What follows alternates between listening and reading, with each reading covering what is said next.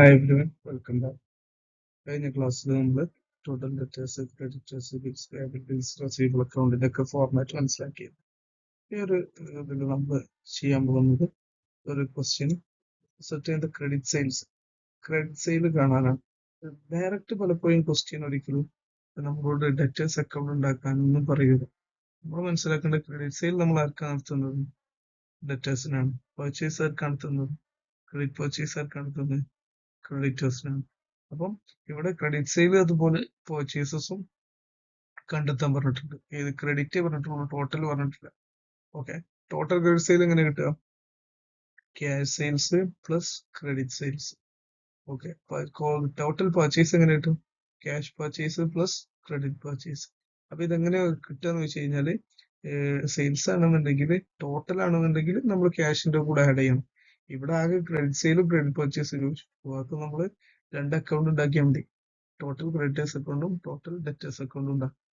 Okay, അതിന് വേണ്ട data നമുക്ക് നോക്കാം. അതൊക്കെ നമ്മുടെ കയ്യിലുണ്ടോ നോക്കാം. ഇത് ഡെറ്റേഴ്സുമായി ബന്ധപ്പെട്ട ഫിഗേഴ്സ് ആണ്. ഓപ്പണിംഗ് ബാലൻസ് വന്നിട്ടുണ്ട്. ഫിനാൻഷ്യൽ പൊസിഷൻ ആണ്. Debit side, cash received. ഡെറ്റേഴ്സിന്റെ അടുത്ത് നിന്ന് ക്യാഷ് കിട്ടി കഴിഞ്ഞാൽ പിന്നെ എന്താ ഉണ്ടാവുക?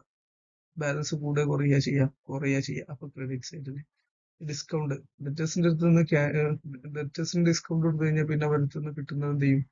കുറയും. ബാഡ് ഡെറ്റ്, കിട്ടാക്കടാണെന്നുണ്ടെങ്കിൽ ഇനി കിട്ടുന്നത് കുറയും. റിട്ടേൺ ചെയ്താൽ കിട്ടാനുള്ളത് കുറയും. ബിൽസ് റെസീവബിൾ കിട്ടി കഴിഞ്ഞാൽ കിട്ടാനുള്ളത് കുറയും. ഡിസോണർ ആയി കഴിഞ്ഞാൽ കിട്ടാനുള്ളത് കുറഞ്ഞിട്ടുണ്ട്, അപ്പൊ ഇനി എന്ത് ചെയ്യണം? തിരിച്ച് കൂട്ടണം. ഓക്കെ, ക്ലോസിംഗ് ബാലൻസ് ക്രെഡിറ്റ് സൈഡിൽ വരും. ഈ രീതിയിൽ ഡാറ്റ ഉണ്ട്. ഇതും അതേപോലെ തന്നെ. ഓപ്പണിംഗ് ബാലൻസ് ആണെങ്കിൽ ക്രെഡിറ്റ് സൈഡിൽ നേരെ ഓപ്പോസിറ്റ് ആയിരിക്കും. ക്യാഷ് പെയ്ഡ് ആണെങ്കിൽ കിട്ടാനുള്ളത് എന്ത് ചെയ്യാണ്? കുറയാണ്. അപ്പൊ ഡെബിറ്റ് സൈഡിൽ.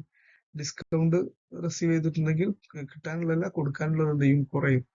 ഓക്കെ, റിട്ടേൺ ആണെന്നുണ്ടെങ്കിലും കൊടുക്കാനുള്ളത് കുറയും. ബിൽസ് പേയബിൾ ഇഷ്യൂ ചെയ്തിട്ടുണ്ടെങ്കിൽ അതിന് ആക്സെപ്റ്റഡ് തന്നെയാണ് ഇഷ്യൂഡ് എന്ന് പറയുന്നത് കേട്ടോ. ഓക്കെ, ഇതും നമ്മൾ എന്ത് ചെയ്യണം? കിട്ടാനുള്ളത് കുറക്കണം.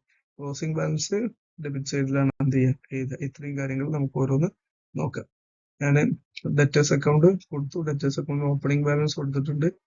പിന്നെ ഡെബിറ്റ് സൈഡിലുള്ള ഐറ്റം, ബാക്കിയെല്ലാം ക്രെഡിറ്റ് സൈഡിലുള്ള ഐറ്റംസ്. എന്താണ് റീസൺ എന്ന് ഞാൻ വോയിസിൽ വിശദീകരിച്ചു. ഓക്കെ, ഇനി ഇവിടെ ഡെബിറ്റ് സൈഡിൽ ക്രെഡിറ്റ് സൈഡിൽ എത്രയുണ്ട്? 57,200 ഉണ്ട്. ഇവിടെ ആകെ 11,400 ഉള്ളൂ. അപ്പൊ ബാക്കി ഡിഫറൻസ് നമ്മൾ എന്ത് പറയും? ഇതാണ് ഡിഫറൻസ്. ഇതെന്താണ്? ക്രെഡിറ്റ് സെയിൽസ് ആണ്. ഓക്കെ, ഇത്ര സിമ്പിൾ ആണ് ഇത്തരം ക്വസ്റ്റ്യൻസ് ഒക്കെ ചെയ്യാനുള്ളത്. ഓക്കെ, അപ്പൊ ഇത് കഴിഞ്ഞു. ഇനി നമ്മൾ എന്ത് ചെയ്യാണ്? Creditors account. ക്രെഡിറ്റേഴ്സ് അക്കൗണ്ട് നോക്ക്. ക്രെഡിറ്റേഴ്സ് അക്കൗണ്ടിന്റെ നേരത്തെ പറഞ്ഞ അതേ കാര്യങ്ങൾ. ഓപ്പണിംഗ് ബാലൻസ് ക്രെഡിറ്റ് സൈഡിൽ വന്നു.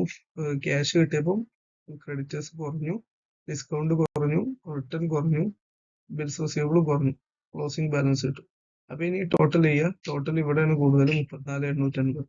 അപ്പൊ നമ്മൾ എന്ത് ചെയ്തു? ബാക്കി 34,850 5,900 കുറച്ച് കഴിഞ്ഞാൽ ബാലൻസ് ഉള്ളതാണ് എന്ത്? ക്രെഡിറ്റ് പർച്ചേസ് എന്ന് പറയുന്നത്. ഇത്രയേ ഉള്ളൂ കാര്യങ്ങൾ. വളരെ സിമ്പിൾ ആയിട്ട് മനസ്സിലാക്കാൻ പറ്റും, വളരെ സിമ്പിൾ ആയിട്ട് ചെയ്യാൻ പറ്റും. അൾട്ടിമേറ്റ്ലി നമ്മൾ മനസ്സിലാക്കേണ്ടത് ഡെറ്റേഴ്സ് ആണെന്നെങ്കിൽ കൂടുകയാണെങ്കിൽ ഡെബിറ്റ് സൈഡിൽ, കുറയുകയാണെങ്കിൽ ക്രെഡിറ്റ് സൈഡിൽ. ക്രെഡിറ്റേഴ്സ് ആണെങ്കിൽ കൂടുകയാണെങ്കിൽ ക്രെഡിറ്റ് സൈഡിൽ, കുറയുകയാണെങ്കിൽ ഡെബിറ്റ് സൈഡിൽ. ഈ ഒരു കൺസെപ്റ്റ് ചെയ്ത് കഴിഞ്ഞാൽ തന്നെ ഇത്തരം പ്രോബ്ലംസ് ഒക്കെ വളരെ പുഷ്പം പോലെ നമുക്ക് ചെയ്തെടുക്കാൻ പറ്റും. അതുകൂടെ ഞാൻ ഈ വീഡിയോ അവസാനിപ്പിക്കുകയാണ്. Thank you.